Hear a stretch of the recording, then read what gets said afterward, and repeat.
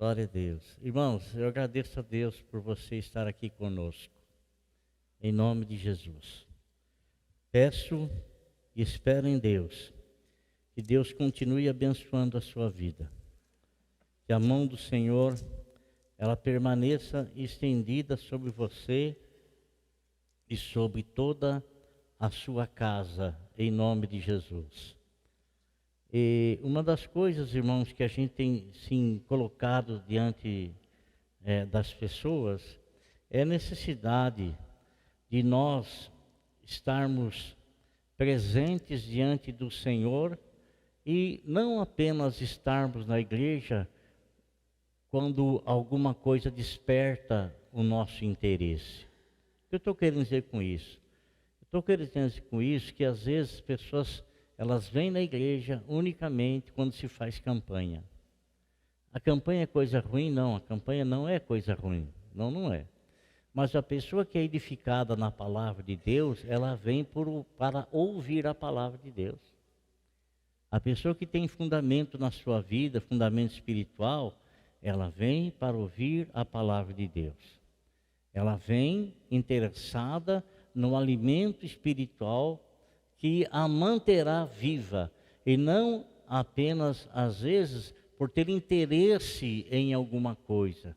Algumas campanhas que a gente faz são importantes, porque a gente foca com um propósito, foca com um objetivo, né? Mas muitos, infelizmente, eles têm um interesse muito grande apenas por campanha. Isso demonstra que a pessoa, na verdade, ela não tem estabilidade na palavra. Ela é muito volúvel. Ela está firmada em alguma coisa que lhe é ou está sendo oferecida. Se a pessoa vem na campanha, faz a campanha especificamente com aquele propósito, acabou a campanha, ela continua vindo na igreja assiduamente, nos cultos, é uma pessoa que demonstra estar firmada nas coisas de Deus. Mas se a pessoa tem somente interesse, quando se oferece algum tipo de campanha, quando faz alguma coisa, então a gente percebe assim que essa pessoa está interessada naquilo que está sendo oferecido, naquilo que ela tem interesse, né? Mas o que alimenta a vida do crente, o que alimenta a vida do cristão, o que alimenta a vida de uma pessoa salva é a palavra de Deus. A palavra de Deus. Eu estava com meu filho, com os dois filhos hoje, né? Felipe, Gabriel e as duas noras, netos, e a Sônia. E o Gabriel, ele edita as mensagens, né?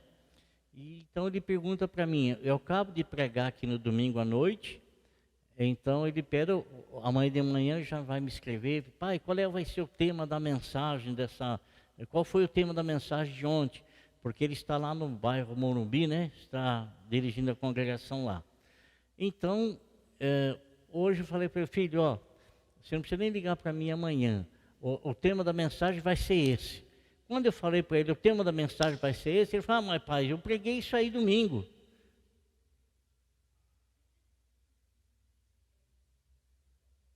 Falei, eu não vou mudar a mensagem não. Se os irmãos ouviram domingo passado, vão ouvir hoje de novo. Mas vão ouvir de maneira diferente, você pode ter certeza. Pode ter certeza.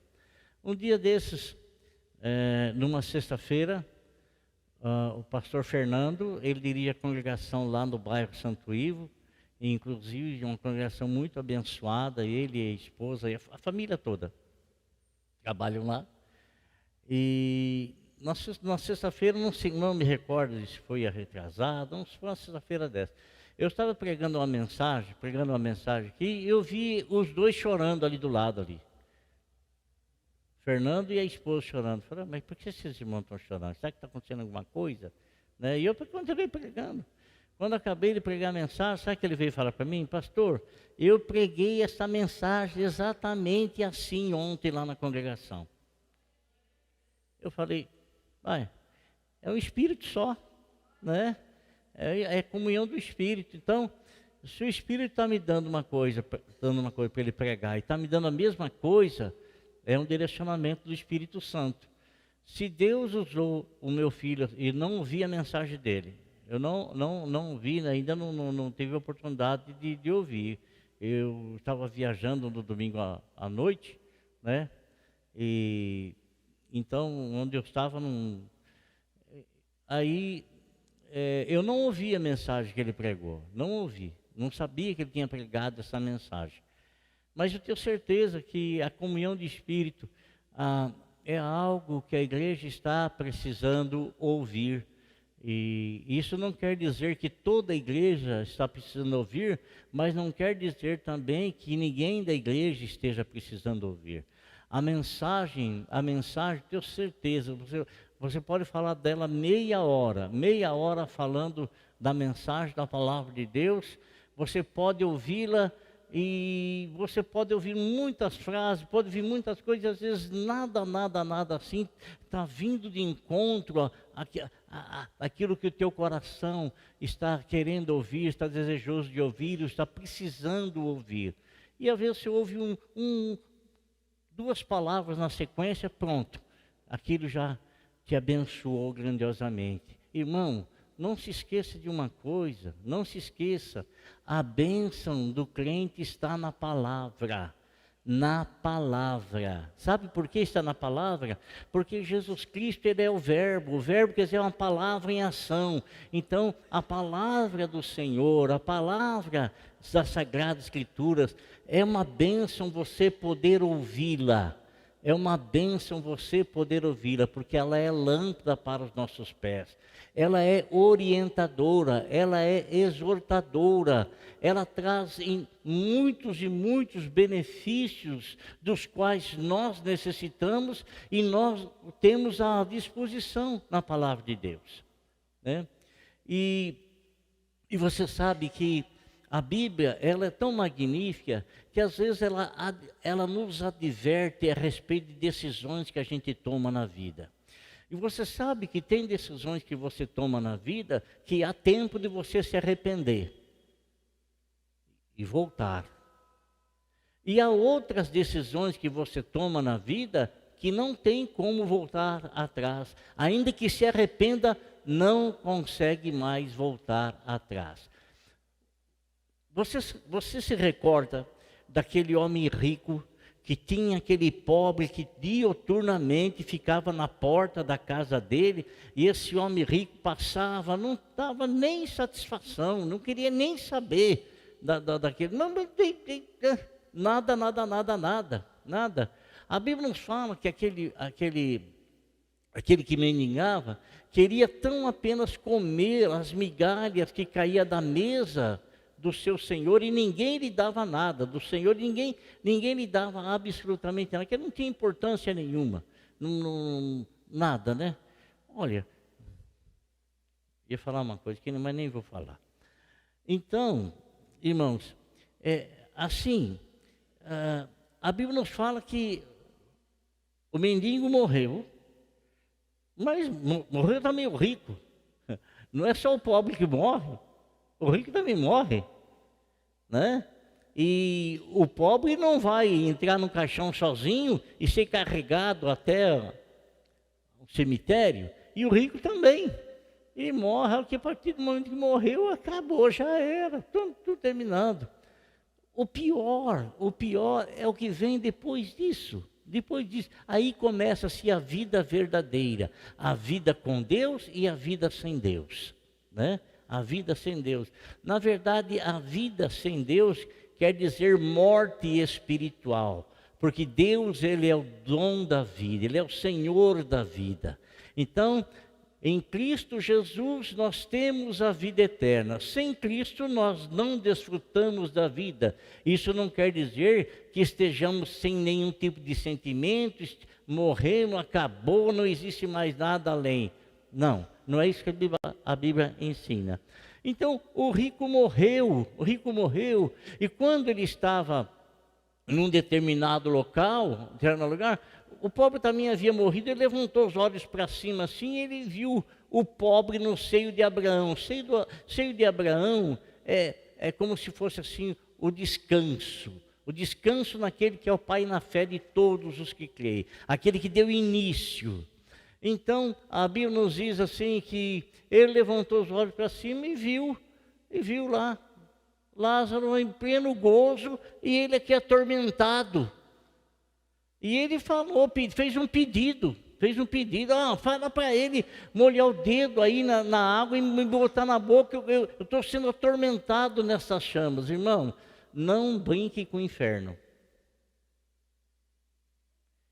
que é um lugar para onde a pessoa vai, é um lugar de eterno arrependimento, mas é um lugar sem volta.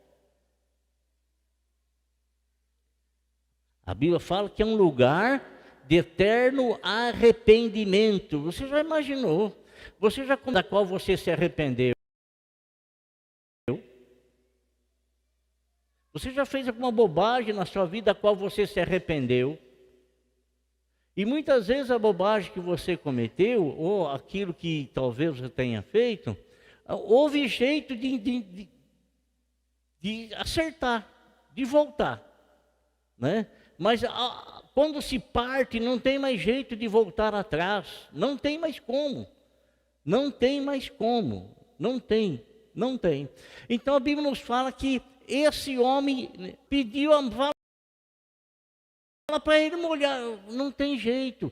Quem está aí não pode vir para cá. E quem está aqui não pode ir para aí. Quer dizer, quem está no céu, está no céu. Quem está no inferno, está no inferno. Não tem como um passar para o outro lado, outro passar para o outro lado. Não tem. E ali então ele começou a se arrepender. Começou a se arrepender de ter vivido de tal maneira que nunca se importou com as coisas de Deus. Nunca se importou. Permanentemente estava arrependido. Aí então ele falou, mas por favor, então manda Lázaro voltar lá na terra e avisar os meus 5 irmãos, porque eu tenho 5 irmãos que vivem igual eu vivi lá. Eu não quero que eles venham para o lugar onde eu estou. Abraão disse para eles assim, não tem como, não tem jeito. Quem está aqui não pode voltar à terra. Quem está no inferno não pode sair do inferno e voltar à terra. Quem está no céu não pode sair do céu e voltar à terra. Então Abraão deu um conselho para ele, eles lá têm a Bíblia, eles têm as sagradas letras, que eles a leem. Então, jogando a responsabilidade na vida de cada um, de cada pessoa. E então é um lugar para onde ele foi e que ele se arrependeu e nunca conseguiu sair de lá. Isso foi contado pelo próprio Senhor Jesus, né? E então tem decisões que você toma na vida, não tem mais como voltar atrás. E tem decisões que, graças a Deus, por maior que seja a burrada, ainda tem como consertar, ainda tem como voltar atrás. E a Bíblia nos fala a respeito de um homem que tinha 2 filhos. 2 filhos. Logicamente, eles não eram gêmeos, portanto, tinha um mais velho, mas mesmo que fosse gêmeos, tem o que nasceu primeiro, o que nasceu na sequência, né? Que é considerado o mais velho. E ele, de repente, a gente pensa que é de repente. A gente imagina ser de repente. Mas, na verdade, nenhuma decisão, ela é de repente.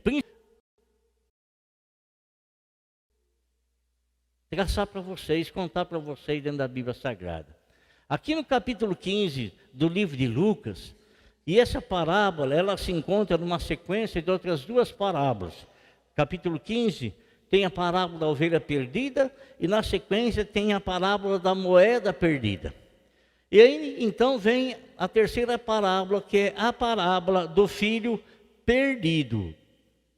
Fala-se filho pródigo, filho perdido, né? É interessante a gente notar, irmão, que a gente imagina que tão somente aquele que saiu da convivência do pai e do irmão estava perdido. Mas Na parábola anterior nos diz da mulher que dentro da sua própria casa perdeu então a sua moeda. Quer dizer que às vezes tem gente dentro da própria ainda que continua perdido, continua sem a revelação de Deus. Não é porque Deus não queira revelar, não é, né? É porque às vezes há necessidade de se orar para Deus ajudar, abrir o entendimento, a compreensão, chamar o vizinho para ajudar, traz a lâmpada para varrer a casa toda para encontrar aquela moeda que estava perdida. Então, muitas vezes, dentro da própria igreja, a gente percebe algumas moedas, valores perdidos dentro da igreja, valores, pessoas perdidas dentro da igreja, dentro da própria igreja. Eu vou dizer uma coisa para vocês, Deus me perdoe se estiver errado, mas hoje, mais do que nunca, existe muita gente perdida dentro das próprias igrejas. Muita gente. Ele diz aqui, Jesus, capítulo 15, versículo 11, Jesus continuou: um homem tinha 2 filhos. O mais novo disse ao seu pai: Pai, quero a minha parte na herança. Assim, ele repartiu sua propriedade entre eles. Amado, esse menino, ele cansou da comunhão com o pai. Ele não queria mais estar na casa do pai, não queria mais ter comunhão com o pai, e também não queria ter mais comunhão com o irmão. Assim inicia-se a aventura nos pensamentos de uma pessoa que está sendo tentada. E a tentação, ela nunca surge da parte de Deus, porque a Bíblia fala que Deus não pode ser tentado pelo mal, e Deus não tenta absolutamente ninguém, não tenta. Mas nós somos tentados pela nossa própria cobiça, pelo nosso próprio desejo. E quando nós somos tentados, nós devemos observar a oração que nosso Senhor Jesus Cristo nos ensinou: não nos deixes cair na tentação, porque eu sou tentado quando eu começo a cobiçar alguma coisa, quando eu começo a desejar alguma coisa, quando alguma coisa começa a despertar a atenção da minha carne, e tudo aquilo que se associa à carne, indubitavelmente, é contrário às coisas do Espírito. As tentações da carne e as práticas dessas tentações, quer dizer, o dar a vazão, dar a luz a essa tentação, cometer aquilo que está sendo tentado a fazer, gerou-se o pecado. Por que gerou-se o pecado? Porque aquilo já está formado dentro da mente da pessoa, dentro do coração da pessoa. A tentação, ela está sendo mais forte do que a pessoa. A cobiça está sendo mais forte do que a pessoa. O desejo está sendo mais forte do que a pessoa. E nesse caso aqui em particular, o filho mais novo não estava querendo mais ter comunhão, não estava querendo ficar na casa do pai, não estava querendo ficar na igreja. Não estava querendo ficar na igreja. Não estava querendo ficar em comunhão na vertical com Deus e nem na horizontal com os irmãos. Ele queria outra coisa, e o que ele queria, ele não tinha revelado nem para o pai e nem para o irmão mais velho, mas era algo que ele sabia que estava já tramando, tanto que ele vai e pede ao pai a herança que lhe cabia. Sim, por direito seria dele, mas não era tempo ainda, não era época ainda, não era tempo, não era época ainda, não era o momento ainda. É que às vezes a gente deseja alguma coisa, irmão Luiz, a gente deseja alguma coisa, mas não é época ainda, não é tempo ainda. Não é época, não é tempo. Calma teu coração. Se acalme aí na presença do Senhor. Não perca a comunhão com Deus por desejos que você tem. Não perca a comunhão com os irmãos por desejos, coisas que está aí dentro de você, que foi formada pelo teu próprio desejo, pelas coisas da carne. Por isso, é isso, nada mais do que isso. Então, o que a Bíblia nos fala?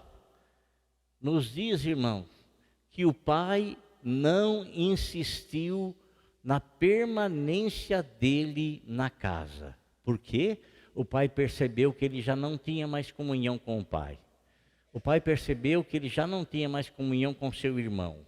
E o pai não ia insistir para ele ficar na casa dele se ele não o quisesse, porque Deus, ele respeita a nossa liberdade de escolha. E às vezes a nossa liberdade de escolha, ela está direcionada através de tentações que se formulam dentro do nosso pensamento, dentro do nosso coração.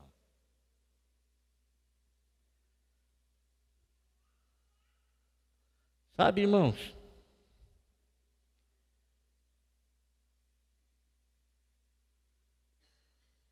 Isso é tão real na vida desse menino. Falando menino, a gente não imagina a idade que... É tão real que quando presta atenção no que eu vou falar para você, presta atenção. A pior coisa que existe na vida de um homem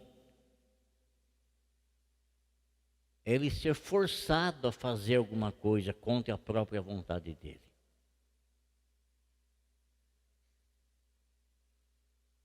Pior coisa.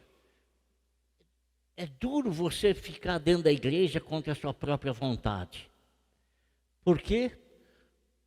Porque está no teu querer, o teu desejo está no teu querer. Se você se propõe no coração buscar e servir a Deus, então Deus lhe proporcionará força suficiente para isso. Mas se você estiver na casa do Senhor e você não está nem aí, amado, o teu querer vai impedir a ação de Deus, porque o querer de Deus é que você esteja na presença dEle, é que você esteja na casa dEle, é que você esteja em comunhão com Ele, é que você esteja em comunhão com seus irmãos.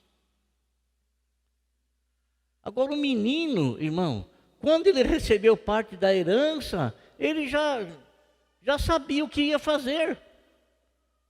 Já tinha tudo aqui, ó. Ele queria a herança, sem ela, ele não conseguiria realizar aquilo que estava maquinado na mente dele. A Dani está grávida, está gerando o Miguel está vivo ali, mas ele não está maduro ainda. Tem-se os tempos certinho para ele estar maduro, para ele poder vir à luz, mas ele já está vivo dentro dela.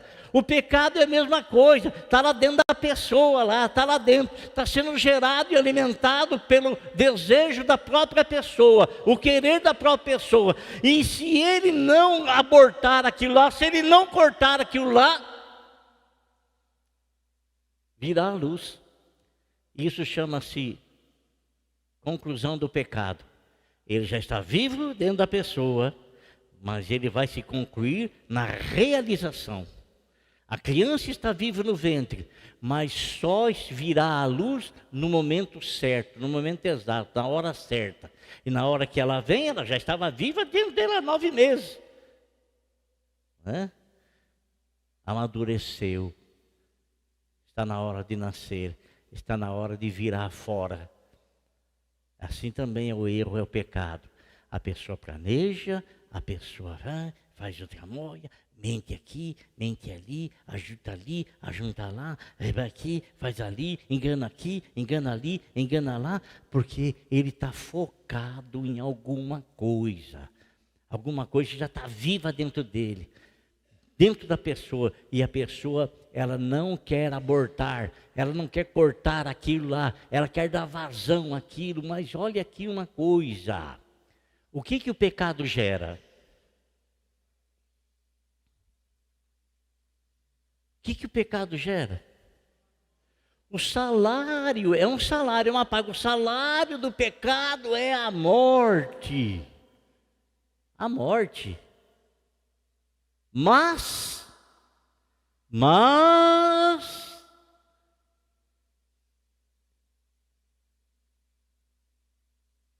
o dom gratuito de Deus, oh Jesus amado, por que é tão difícil entender isso, irmão Luiz? A pessoa sabe que está cavando com as próprias mãos um buraco, que é ela que vai cair ali, e o pior é que muitas vezes arrasta gente junto ainda. Está cavando lá, está cavando, o salário daquilo é a morte, ele cava a própria sepultura dele. E ele prefere cavar a própria sepultura do que receber o dom gratuito de Deus, a vida eterna. Fala para o teu irmão assim: não cave a tua própria sepultura. Não cave a sua própria sepultura. Amém? Amém, irmãos? Eu não estou pregando o que você quer ouvir, irmão. Não estou. Eu estou pregando o que eu preciso ouvir, estou pregando o que nós estamos precisando ouvir. Eu não quero que a minha pregação te agrade. Não quero. Não. Eu quero que a pregação, com a ajuda do Senhor, ela ilumine o nosso caminho. Ela nos dá graça, nos dê graça, nos dê orientação com a misericórdia, a bondade do Senhor. Sabe? Então, o menino, irmão, ele já sabia o que ia fazer. Sabe o que estava planejando fazer? Ir para terras longínquas. Está escrito aqui, ó. Está escrito aqui, ó. O mais novo disse a seu pai: pai, quero a minha parte na herança. Assim ele repartiu sua propriedade entre eles. Não muito tempo depois, o filho mais novo reuniu tudo o que tinha e foi para uma região distante. Por que distante? Eu não quero que o meu pai me veja. Eu não quero que os meus irmãos me vejam. Aonde eu vou, ninguém me conhece. Aonde eu vou, ninguém me conhece. Não existe coisa alguma encoberta que não haja de ser revelada.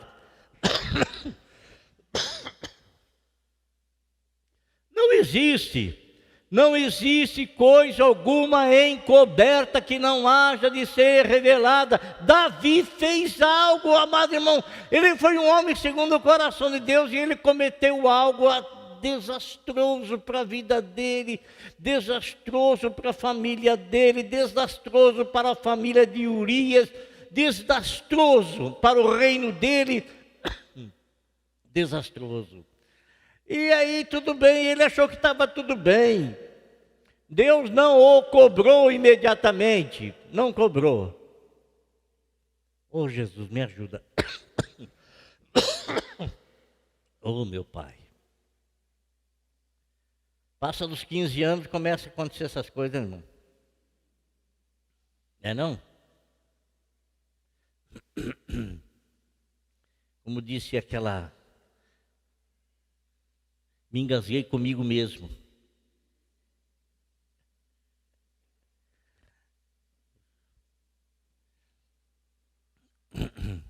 Então, irmãos, vejam bem.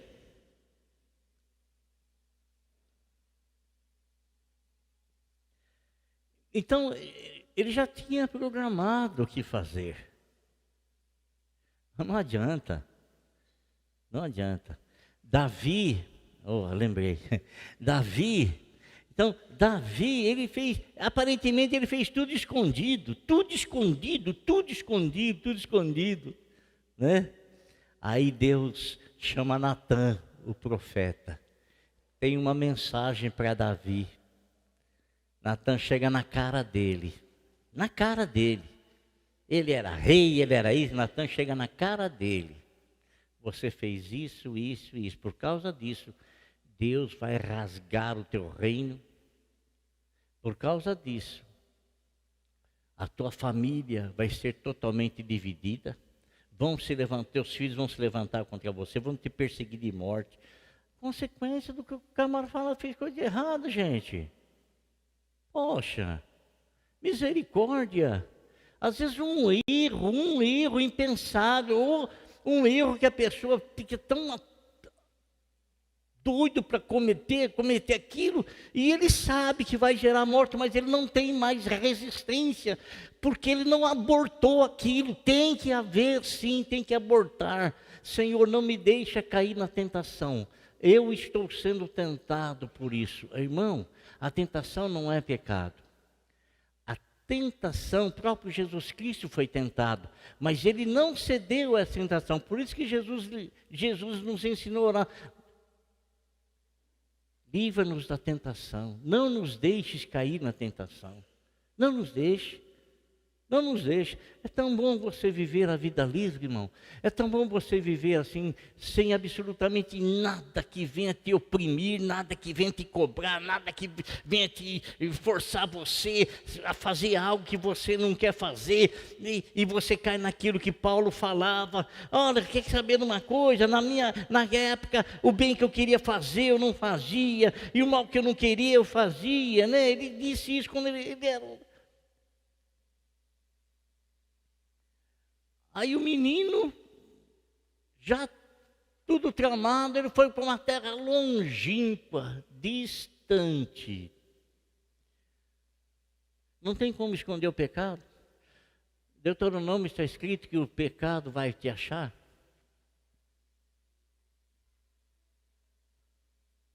Não tem como. Irmão, em nome de Jesus, guarde a tua vida na presença de Deus. Guarde tua vida na presença de Deus, porque se teve alguém culpado pela morte de Jesus, foi o meu e foi o seu pecado. O meu e o seu pecado.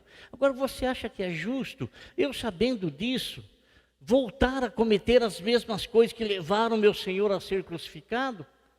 A derramar o sangue? Isso está querendo dizer assim que eu estou desprezando, eu estou tratando com a maior indelicadeza, eu estou pouco ligando, estou pouco lixando, mesmo sabendo, não estou nem aí pelo sangue de Cristo, pelo que Ele sofreu. Se foi o meu pecado que levou, eu vou voltar a cometer as outras coisas, vou fazer de novo. A Bíblia fala que, consequentemente, você está crucificando novamente a Jesus e você está pisando no sangue, no único sangue que pode te lavar e levar você para o céu. Estão entendendo o que eu estou falando, irmão? Estão compreendendo? Amém? Então,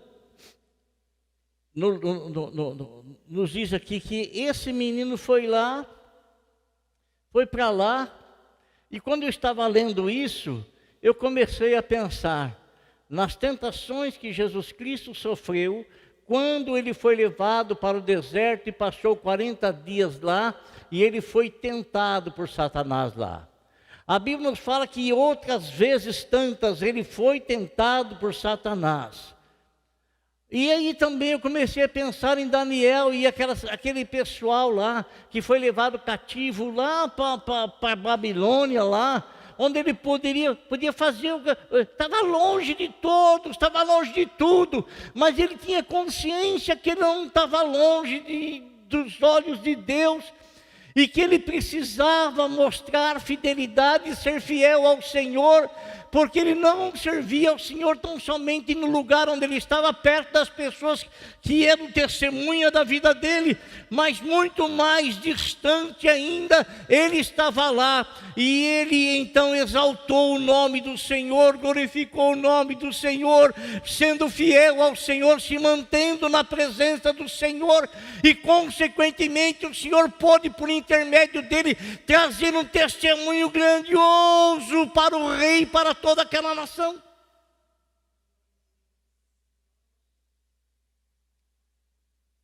Testemunho grandioso.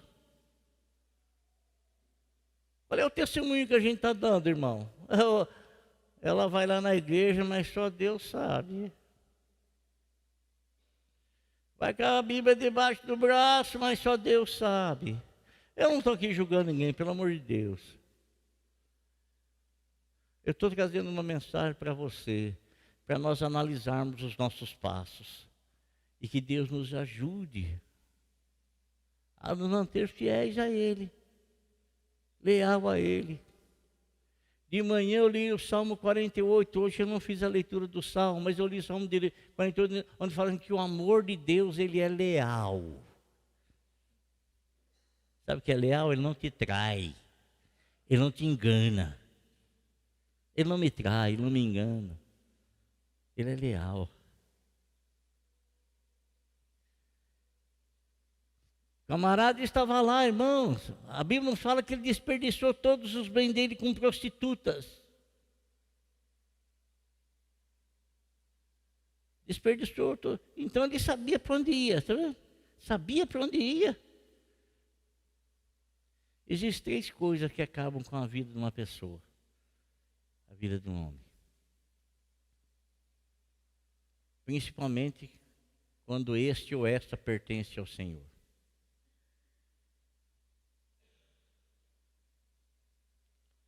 Dinheiro, mulher e fama.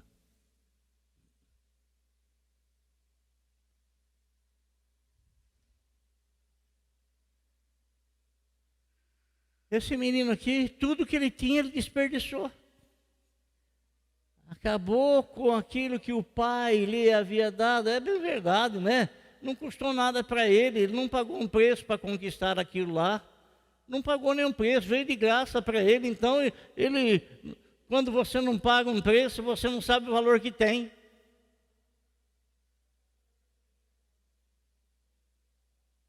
E às vezes, a gente não mede. Daquele que nós herdamos, ele não herdou nada.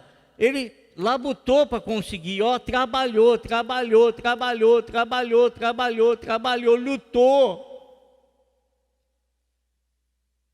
Aí passa para o filho não sabe, veio de graça, não teve que fazer nada, tranquilo. Então.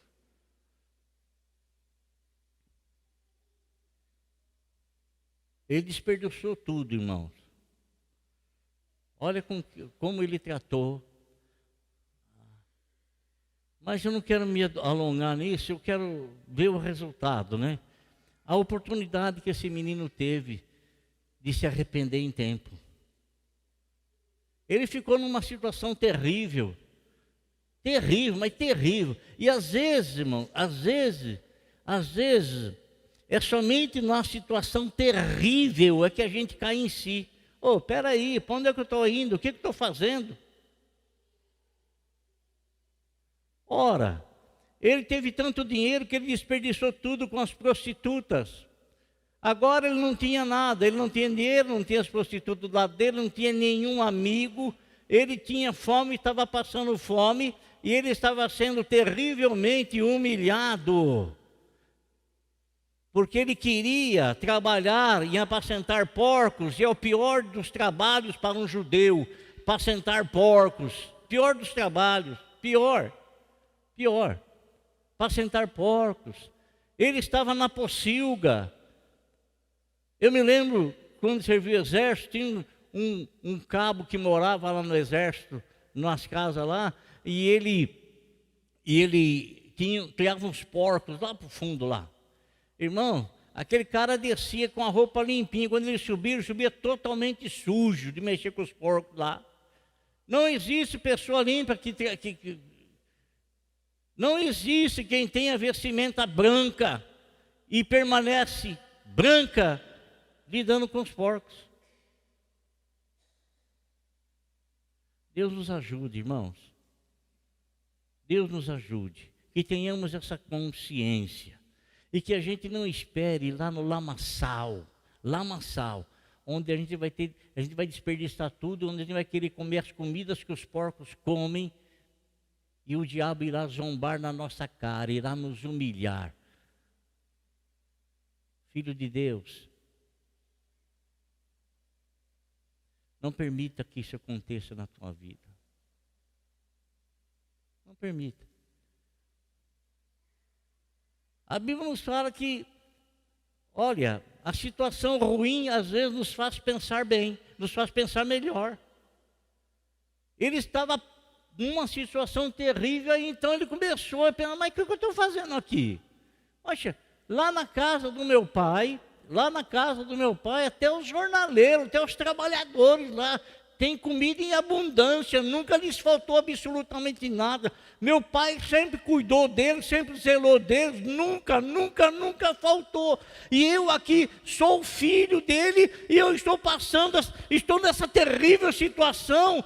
Mas não foi o pai que desejou isso, eu busquei com as minhas próprias mãos, então eu estou recebendo, colhendo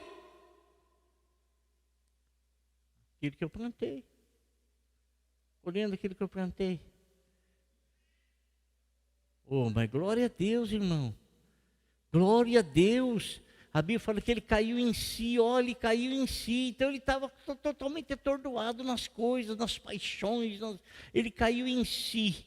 Oh, peraí, poxa, eu estou cavando a minha própria sepultura, eu não vou ficar aqui não quero ficar aqui não, eu vou conversar lá com meu pai, eu vou falar para ele, vou contar uma condição lá, eu vou chegar diante dele, eu vou me humilhar diante dele, eu vou pôr a minha cara no pó, eu vou dizer, pai, olha o negócio seguinte, eu pequei contra os céus, pequei contra ti, e eu não sou digno de ser chamado teu filho. Ele era filho, mas era um filho pródigo.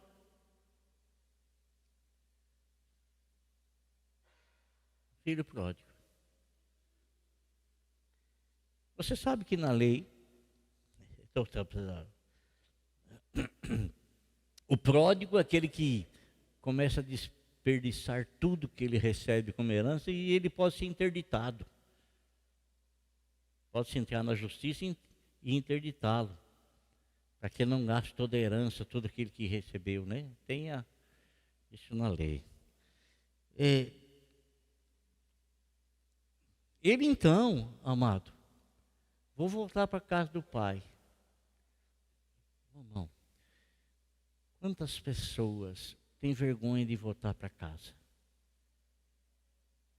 Quantas pessoas têm vergonha de voltar para a igreja? Quantas pessoas? Quantas pessoas que às vezes a gente conversa, a pessoa não fala, eu vou na igreja assim, a pessoa se desviou, se afastou, então ela pensa assim, mas se eu voltar lá, as pessoas vão começar a olhar em mim, vão reparar em mim, vão olhar em mim. Coisa que o inimigo joga na cabeça da pessoa, ela acha que ela vai ser reprovada ao entrar na igreja, pelo amor de Deus, pelo amor de Deus. Não existe isso, não existe isso, embora a pessoa tenha ido, é alegria, é felicidade de revê-la novamente, entrando na casa do Senhor, porque quando o filho retornou para a casa do pai, o pai ao vê-lo, o pai não virou as costas para ele, vai embora daqui, suma, desapareça, ele não fez isso. A Bíblia fala que o pai correu ao encontro dele. E é essa atitude que o pai nos mostra. Ele foi o mais ofendido, o mais desprezado. Mas o que ele está valorizando não é aquilo que ele passou, mas é quanto o filho dele vale, e que o filho dele está voltando para casa, é porque há uma atitude de arrependimento. Atitude de arrependimento. A Bíblia nos fala que o pai, ao vê-lo, o pai sai correndo, irmão. A Bíblia fala que o pai se atira no pescoço do rapaz. É isso aqui, coisa? O pai se atira no pescoço do filho, segura o filho, beija o filho. E o filho foi começar a falar, pai, eu pequei. O pai falou, fica quieto, rapaz. Não precisa falar nada. Não precisa falar nada. Eu estou lendo o teu coração. Estou te vendo por dentro. Não precisa falar nada. Irmãos, e o pai o recebe novamente. Inicia-se a comunhão vertical, porque não há comunhão horizontal se não haver a vertical. Você lembra o que Paulo falou? O que Pedro falou? Como é que você pode dizer que você ama a Deus que você não vê, se você não ama o seu irmão a quem você vê? Então, inicia-se com a comunhão espiritual, voltando-se consequentemente à comunhão horizontal, comunhão com os irmãos. Irmão, em nome de Jesus, fique na presença do Senhor. Por pior que sejam as dificuldades que você venha atravessar. Agora, se o que você está atravessando, ou talvez aí acontecendo para você passar, é algo que está sendo provocado por uma tentação no teu coração, na tua vida, aborta isso aí, corta fora isso aí. Esse aborto não é proibido. Não é proibido esse aborto. Amém? Porque esse aborto, se não o fizer, a morte será gerada.